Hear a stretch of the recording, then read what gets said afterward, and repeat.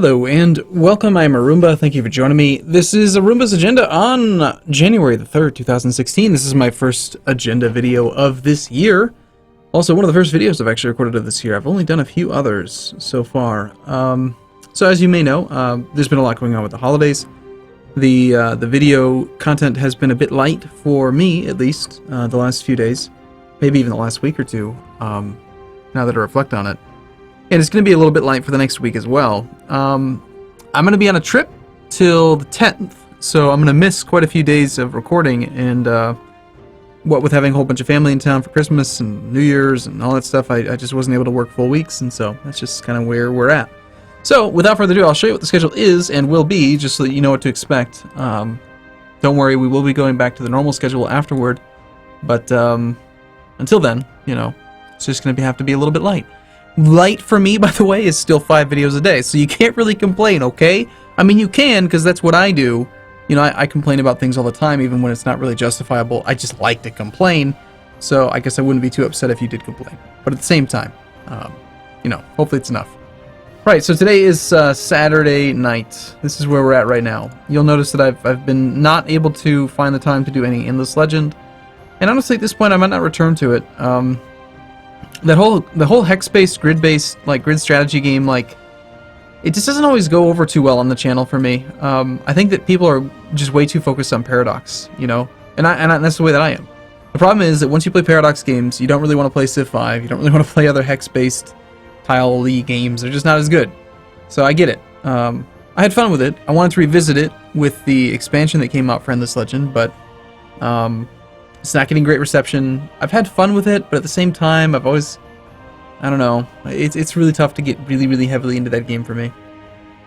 Let's see, what else do we have going on? We got the tag team campaign going on. Shen and I did find the time to record. That will have no breaks every single day.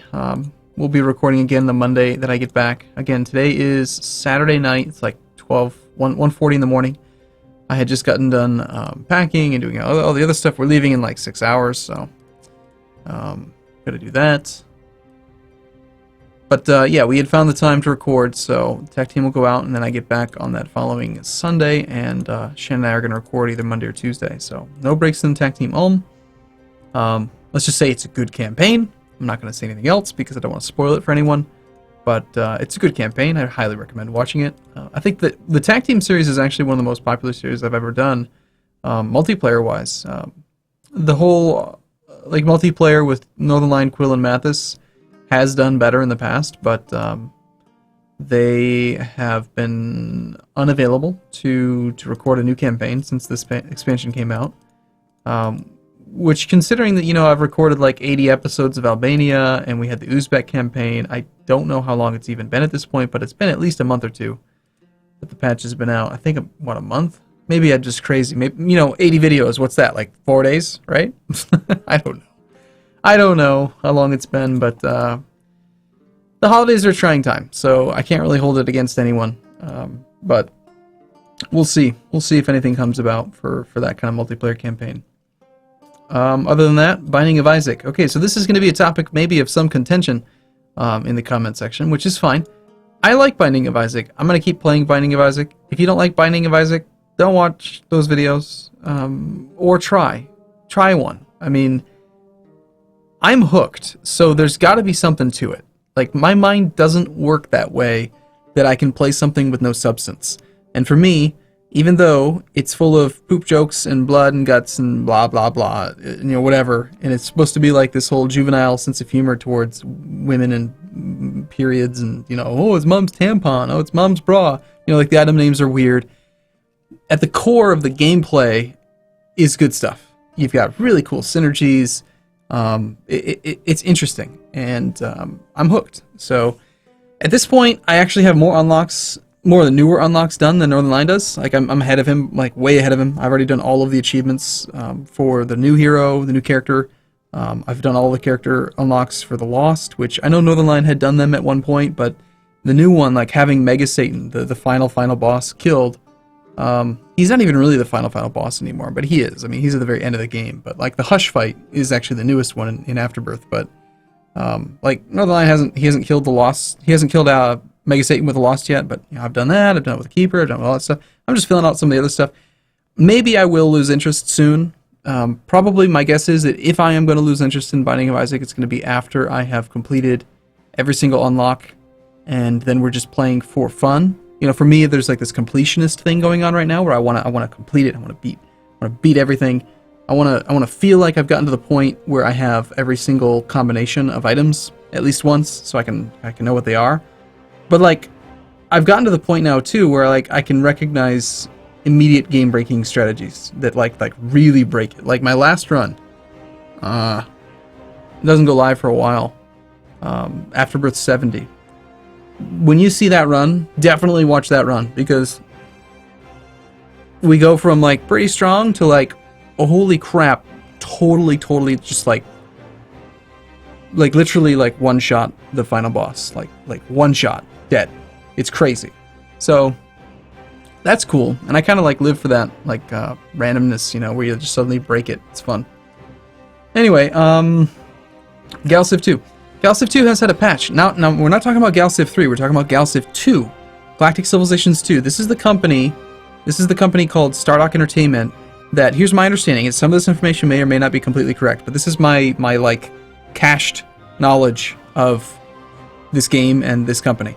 So Stardock is like this company that does like management systems or something. They're like a coding company kind of, but they like do like, they did like data systems and like a bunch of like utility programs and stuff.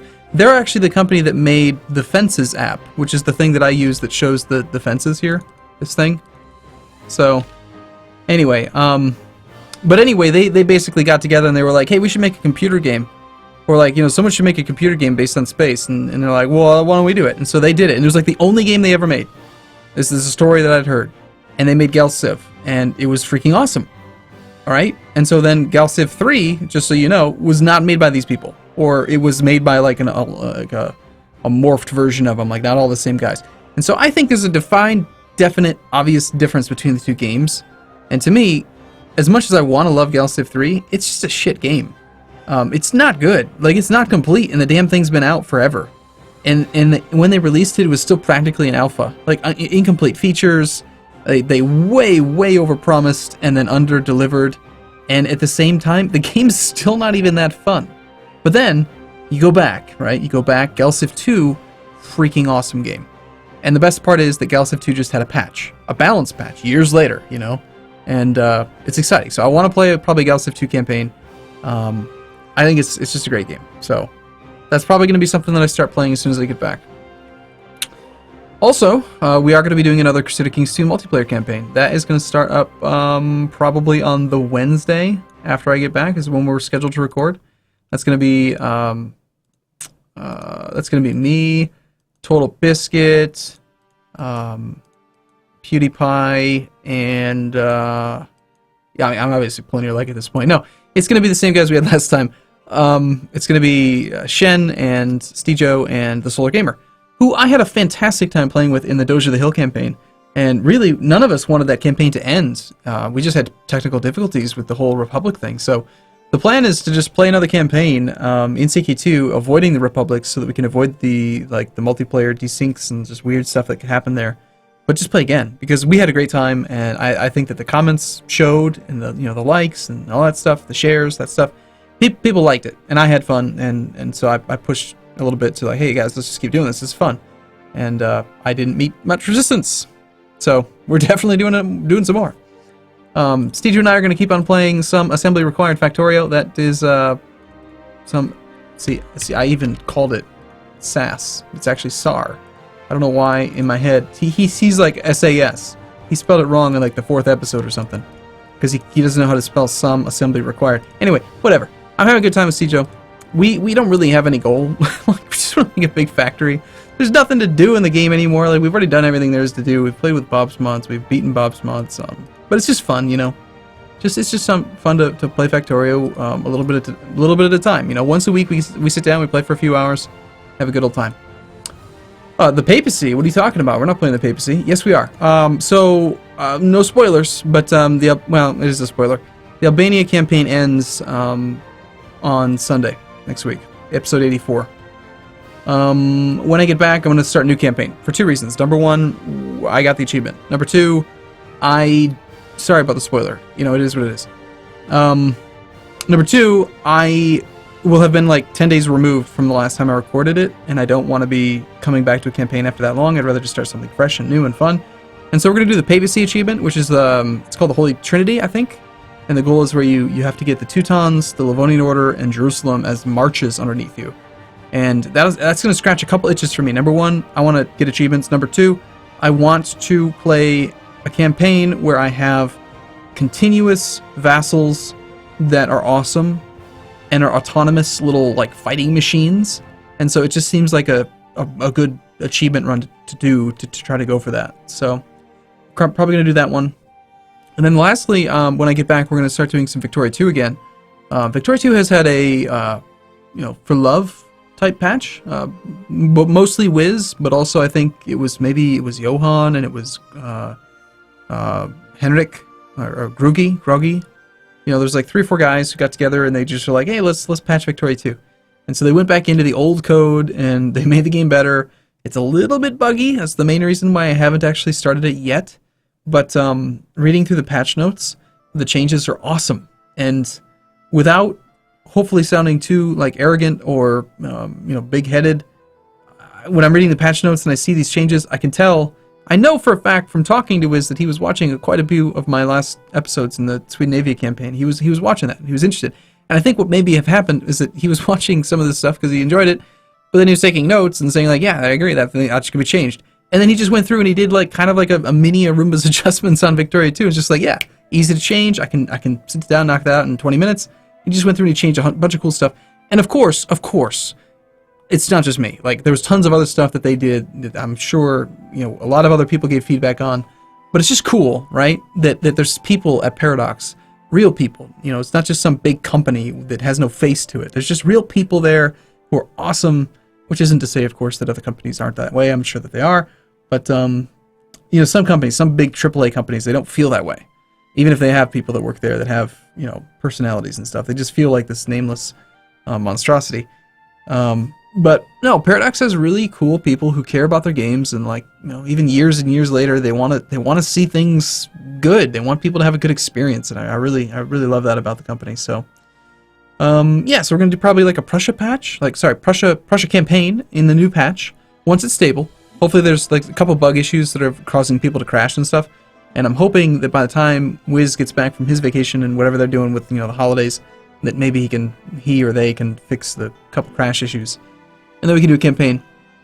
I want to do Prussia because I think Prussia would be fun because there's like no reason to have boats. And we can just like play a pure land-based game. And that just sounds like fun because the last 2 campaigns I've done have like required boats. And boats are kind of stupid in Victoria 2 because blockades are really weak. There was actually a really interesting post on Reddit about some guy who like tripled the effect of blockades, and it had like really interesting impact on the economy. Made navies kind of like more important. But no, I just want to play inland. I just want to play without boats. No transports, none of that nonsense. Just focus on industry and land warfare.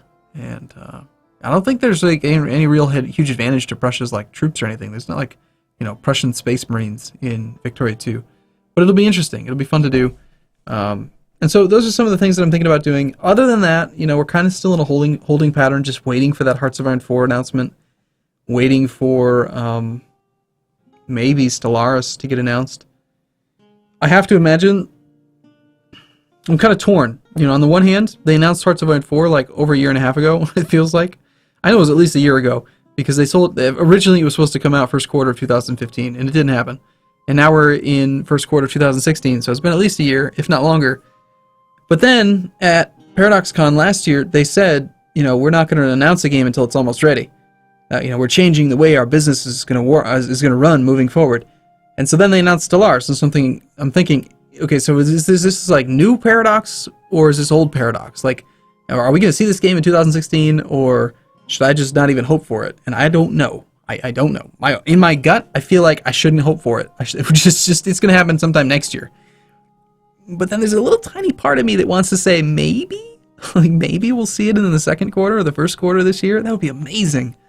I really need some new games. I've played EU4 for 2 years in 4 months. That game came out in August of 13. I mean, that's a long time to be playing one game. I played so many episodes of that. I mean, literally thousands of episodes of that campaign, of that game rather. So, looking for some new games. That's part of the reason why I'm being kind of stubborn about Binding of Isaac. I just need something different. I'm getting a little burnt out on some of these titles. Not that I'm not excited about everything I've talked about here. Like, I'm definitely going to have fun doing these things, and it's going to be good stuff, I hope. But at the same time, from a business perspective, like, it needs to change, right? Like, I'm experiencing a bit of the StarCraft slump. Like, people who built these channels up around StarCraft, I remember this happened very specifically with StarCraft 2, the first release, just a few years back. They had these channels that were just like, oh yeah, I'm gonna play StarCraft, and they put videos up, and then, like, you know, a year, 2 years later, who cares? Nobody wants to watch that anymore. Like, the fad is gone. Like, no one's watching that stuff online for the most part, and like their channels just start to slowly die. And for most of the people who did that, I think it was more like a, hey, I like playing the game and I'm gonna record it and put it up there. But you remember, this is my business. This is what I do for a living, and I can't, like, my business can't die. You know, I've got 3 kids. They got to go to college. College is, as you've probably read on Reddit, is like 800% inflated over what it used to be. So it's really expensive. Like, I need to keep growing the business. It's got to get bigger. And so for a couple reasons. Number one, I don't necessarily want to keep playing the same games over and over again that I have kind of somewhat lost interest or mastered. But also, I need new games that appeal to my audience or new audience. Not to say I'm not happy with the audience and I want them to change, but the audience is gonna, it always changes. You know, any given month, like 1/3 of the it's like, okay, say you gain 6,000 subscribers in a month. At least for me and most of the people I've talked to, you'll lose like 2,000. Right? So if it shows that you've netted 6,000, you actually probably gained like 8 or 9, but you lost 2 or 3. So every single month, you're losing and gaining people. Like, your audience is cycling. And so in theory, you know, you could have a completely different audience a year from now. But anyway, long story short, I'm kind of getting off topic because it's almost 2 in the morning and I'm tired. It is almost, yeah, it's 5 minutes to 2. So, anyway, I'm experiencing some of that StarCraft slump where it's been 2.5 years since EU4 came out. EU4 is my primary title at this point, and people aren't searching for it anymore. That's the key. It's not necessarily that the audience, the people that are subscribed to the channel, aren't interested in it. It's just that they're not as interested in it as they used to, and more importantly, people aren't searching. They're not getting on YouTube or not getting on Google and saying EU4, like, ooh, let's watch some EU4. What's this new game I've heard of? No, they're just not searching for that, and so then they don't find it, and then they don't subscribe, and then they don't watch, like, you know, 100,000 videos like I've made. And so we just need Stellaris or Hearts of Iron 4 or Victoria 3 or, like, you know, something new. And hopefully really, really good things will happen this year. Like, unfortunately, you know, I remember December of last year was when I did my 100K subscriber Ask Me Almost Anything. And I was hoping to do that again this year at 200,000, but we fell short by like 28,000. We're at like 172 right now. And that's mostly because there just wasn't any good big game to come out. Like, there's a whole bunch of patches for EU4 and CK2, but just nothing big enough. Like, the only 2 patches that actually had a huge bump were Art of War. Art of War was freaking awesome for EU4 because it made such radical changes to combat and stuff. It was a really, really good patch. And then when Crusader Kings 2 years ago had the Old Gods, those 2 expansions were like on the same level as a new release. But aside from that, it was EU4 release, CK2 release, those 2 patches, and then everything else in between has just been kind of minor. Like this last one, with the Horse Lords, it's alright. Or the Cossacks, it's alright. You know, but again, people aren't suddenly excited about a 2.5-year-old game anymore. So, yeah. I don't know. I could rant all night, but I'm not going to. It's already been a 20-minute video, so that's where things are at. I'm really hoping that when Hearts of Iron 4 comes out, I'm planning on transitioning as hard into Hearts of Iron 4 as I did into EU4 when I was primarily a CK2 channel. I'm hoping that you and the rest of the audience will come along with me. If you don't, then that's fine. Again, if you don't like the videos that I'm making anymore for whatever reason, number one, again, I don't know why you're watching this video, but you know, this is like a strictly like, hey, anyone who's invested in the channel and like really wants to know how things are going, That's what these are these are this specific type of videos for. So I don't know, you know, if you're listening to this right now, then you're probably the type of person that will follow along, come with me to the next game, and I can't wait to experience that game and you know, see how it goes and talk to people about it and learn together, and you know, it'll be a great time. But I'm really hoping that Hearts of Iron 4 will have a lasting interest for me, and then also for people to watch and play, you know, because it's interesting. A lot of people, they say, like, you know, I watch your videos when I'm playing. But like, they'll like be playing on one screen and they'll have my video up on the other, and they'll just like watch and play at the same time, and you know, they like kind of do it at the same time. It's cool. I like that. And then I'm sure there's still other people who play for whatever reason they can't afford the game, or their computer can't run it, or maybe they're just away from their computer and they need to get their fix, or maybe they're trying to learn the game and they want to get better at the game, or maybe you just think that I have an interesting diatribe of commentary. I don't know. But, you know, hopefully that will all continue and we can all play new games. And hopefully there will be many, many, many more of you in the future. You know, I've been watching Northernlion and Quill's channels, and, you know, I've been beating Quill in views for a long time now. 6 months or so, on average, I've been beating him in views, which is good, but I also put out a lot more videos than he does per day. So it's kind of expected. But one thing that he has got going for him that eventually is going to cause him to beat me no matter what is just that if his subscriber growth rate stays higher than mine, then eventually he'll just win. I mean, the larger your channel, just the better you do in almost every way. You have more push, you have more pull, you can bully your way into new markets just because you just make one video and then all of a sudden you're at the top of the search results because you've got so many people who are going to see it. And then Northernlion's he's just running away with it, man. He's got 600,000+ subscribers now. It's nuts. I remember when he had 100, and you know, I'm wanting to believe that there's an audience out there for me that's that size. I sure hope so. On the one hand, I feel like, you know, he is a fantastic entertainer and he deserves every subscriber that he has. And he's got it all off of mostly Isaac, so I'm hoping to, I'm hoping to myself here that if he can do it, I can do it. But then I also kind of worry that, like, you know, I play these fairly niche games, these niche grand strategy games as my primary game type, and, you know, what if there's just not 600,000 people like that out there? Or even 300,000 for that matter, which is Quill. Quill's above 300,000, so there must be, right? Because he's primarily a grand strategy guy. But he also does a lot more reviews and stuff, and I don't know, you know. Gotta stay relevant, you know. I gotta stay interesting. I think I can bring something to the Afterbirth, the Binding of Isaac niche. I do bring a different sort of strategy or style to it that I don't maybe think is out there quite as much. I know that Cobalt is like supposedly the best guy for anything Binding of Isaac related. That's what people generally will say, but he's primarily a Twitch guy. So maybe there's room for a min-max type player on YouTube. Maybe. And if not, then you know, whatever. We'll just stop playing it at some point, but I've enjoyed it. So anyway, at some point I've got to go to bed because I gotta get up in 4 hours. So anyway, I'm looking forward to seeing how you guys think this year will go. I'd love to see your thoughts, your comments. You know, leave a prediction maybe if you want in the comments down below. Like, how large do you think this channel will be at the end of this year, 2016? And I'm hoping we can hit 300. I'm really banking on Hearts of Iron 4 being big, so maybe 300. That would be crazy if we could double in size in a year.